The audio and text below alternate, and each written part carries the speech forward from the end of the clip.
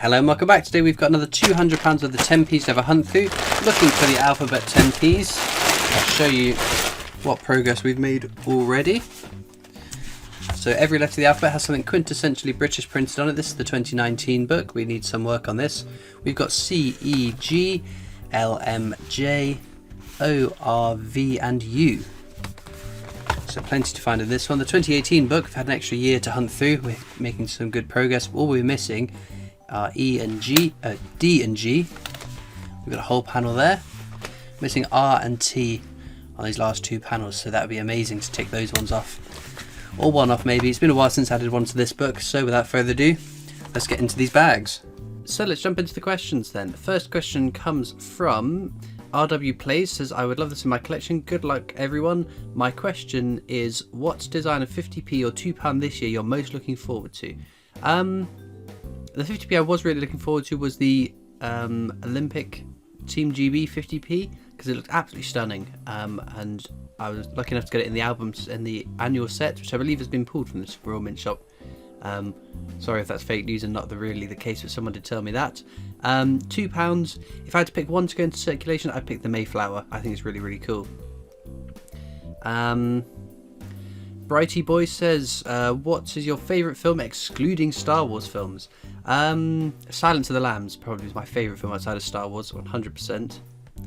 Sharky Collects Coins says, I'm new to this channel, I only have a small collection. My question is, what's your favourite animal? I'm a cat person, I guess, so I guess I'd pick a cat. Dana Parrish says, hi Christopher, I'm finding it hard to come by £2 coins lately. Any advice on how to get the lucrative designs more easily? There isn't a way to guarantee you'll get the desirable designs unless you're obviously buying them from eBay, buying them from the Royal Mint, buying them from one of the authorised retailers like Change Checker, Westminster Collection, the Coin Club as well. I believe sell Royal Mint products as well.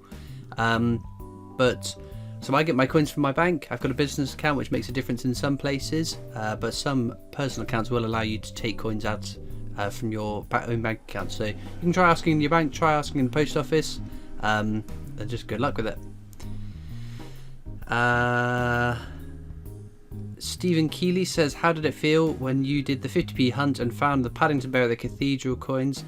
And I'm Team Tower.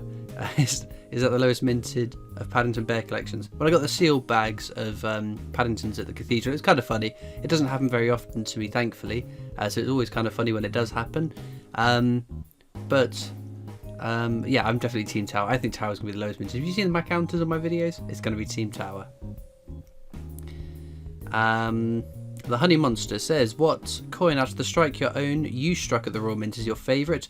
It's got to be Frankenstein. Not only is it my favourite design on a coin, it's the first strike your own I went to, so it was sort of, it's not just that awesome coin, it's that first day that I went down to the Royal Mint and had an absolute whale of a time, so that's why that's special to me. William Gardner says, what was the first coin you properly collected? I'm not sure, because I thought it was the WWF, but looking at what year that was released, how old I would have been, I was too old by that point, so I can't recall, unfortunately. I do remember being bought the Millennium set, so the annual set for the Millennium, and I've still got that in storage that my dad bought for myself and my brother, so I remember getting that, but that's the earliest one I can actually recall. Ajas Games says, hi, I'd love to enter. Here is a question. Have you got any normal UK coins with errors on them? For example, the dateless 20p. I've got a couple with errors. I've got a few Navy centenaries with the partial flag error, a couple with the full flag error. I've got a 50p that's got a slight die rotation. I believe it's a Jeremy Fisher, if my memory serves to be correct. Some other oddities with some like CUD errors, little blobs of extra bits of metal where they shouldn't be, but nothing extraordinarily rare or extraordinarily desirable, just maybe slight errors, but other than that, no. The dateless 20p, I'd love to have a dateless 20p, I'd love to find one, but hunting through 20p's for dateless 20p just doesn't appeal to me. There is just so little to find in 20p's, other than the territory coin, that to me it seems like not a very good investment in my time, especially if I'm looking to make videos. I'm sure you guys aren't going to appreciate a video every week of me looking through 20p's finding one or two coins in that whole hunt. Josh Rennie says, love your videos, Christopher. Thank you very, very much. Stephen Reynolds says, great videos as always, especially the 50p's. My question is a little bit different. I hope your personal preference, sweet or savoury? Cheers and best wishes for 2020. Oh, sweet. I've got a bit of a sweet tooth, yes. I would definitely pick a sweet over something savoury, 100%. DrewPot71 says, which coins post-decimalisation, 1971 to 1980-ish, are the most collectible? Ooh. That's a good question.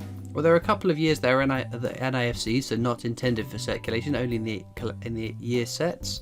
1971 to 1980, so that's the larger sized coins. I must admit, not my wheelhouse. My main focus is circulating UK coins. I've got a fair few coins from the early decimalisation years, but my recommendation would be to get on Numista, because they've got all the mintage figures, all the information about coins in that sort of date range, and I'd love to try and give some dates, but I would hate to spread fake news, so to speak. Francis Mulhern says, good luck for the giveaway, everyone. 10p question. Have you ever found one of the 10p's in your change? I have not. Other than at the Royal Mint when they specifically put them in the change, I've never found an alphabet 10p in my change, and sadly. Mike Pug says, love the coin hunts, trying to do my own and wonder how you get bulk bags. My bank will not supply large amounts of coins unless a business account, which I'm sure you have. Any ideas on non-businesses getting large amounts of coins? All you can do is ask your bank. If your bank won't do it, walk up and down the high street. Not at the moment, obviously, but just explain you'd be looking to take out coins regularly from your bank account, what their limits would be, how much they'd let you take in. Also, a recommendation would be make sure you're paying them into another bank or a coin machine that the bank don't then take the coins back out of, because you don't want to end up looking through the same coins over and over again, if that makes sense. Arcana says, how much wood would a woodchuck chuck if a woodchuck could chuck wood? About as much as he could, I would imagine. Sam Klotz says, how rare is the Tailor of Gloucester? To be fair, the 2018 set is pretty low minted lower minted than I think most of us were expecting. A desirable coin, and I would definitely keep it. Terry Roberts says, as you get older, do you think you will always be as keen a collector, or do you think, or may you decide it's not as exciting? I'm having as much fun now as I was having I'm having more fun with the collecting now than 2 years ago when I started the YouTube channel. So as long as my interest keeps on increasing, as long as the YouTube is going well, I can't see myself stopping. But I've always said if I ever got bored, that would be the time where I would stop, but not that I'm planning to, of course. Laura Marshall says, what supermarket do you shop at? Probably Tesco's the most often, but that's only because it's just down the road from me.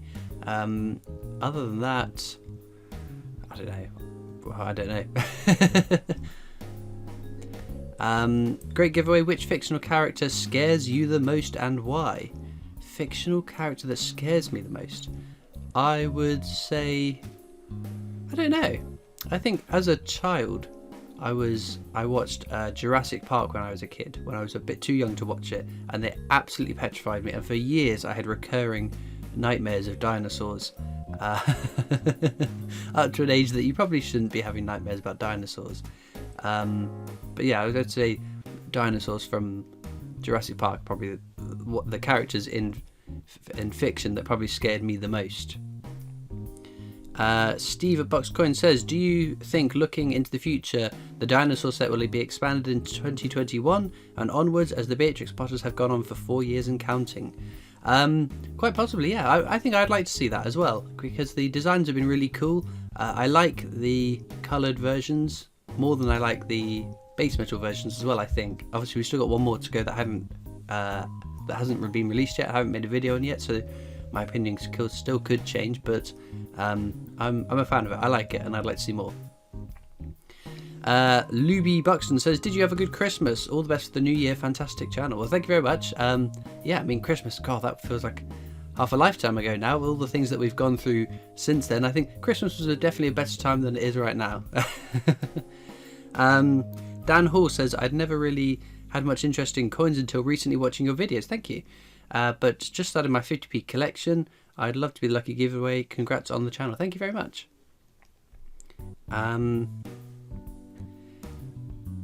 Anita Horsley says, hi Christopher, is there a coin featuring Prince Philip? There must be, surely there is. I have a feeling there's like a £5 coin featuring him possibly. There's obviously, he's named on a couple of the crowns, the wedding anniversaries. I'd be surprised if there wasn't. Adam Cato says, let's try a non-coin question. What's your favourite I know you, your Christopher Collect story? To be fair, it hasn't happened that often, maybe 5 or 6 times in my actual day-to-day life, rather than, I'm not going to count times when I've said I'm going to the Royal Mint, you can come down and see me. But I think the overall story that is kind of funny is because it's hard to explain, because I view, obviously, sometimes I'm in Christopher Collects mode and I'm doing live streams, when I'm doing videos, when I'm at the Royal Mint speaking to viewers and other coin tubers. I'm in the Christopher Collects mode, whereas the rest of my time I'm Christopher mode, and when those two times sort of collide, it's a bit bizarre. So if I'm in Christopher mode and someone said, oh, I know you're Christopher Collects, I've gone, oh, I know you, Christopher, and it's like, and you're looking at someone's face and trying to figure out where you know them from, and then they've said, oh, I watch your videos, and it clicks. It's like, oh my goodness, yeah, I understand now. So it's I hope that makes sense in a weird way, that it's sort of like having two mindsets, if that makes any sense. Eve says, can you get this coin from Change or a shop, or do you have to buy it? This was the Snowman 2019? Yeah, 2019 Snowman. I think these are non-circulated, so you can't get these in your change unless someone has busted it out of their collection, out of the package, spent it, paid it into the bank. You won't be finding it in your change. Karis 2020 says, is there rare one piece? Yeah, there's a 1956-54.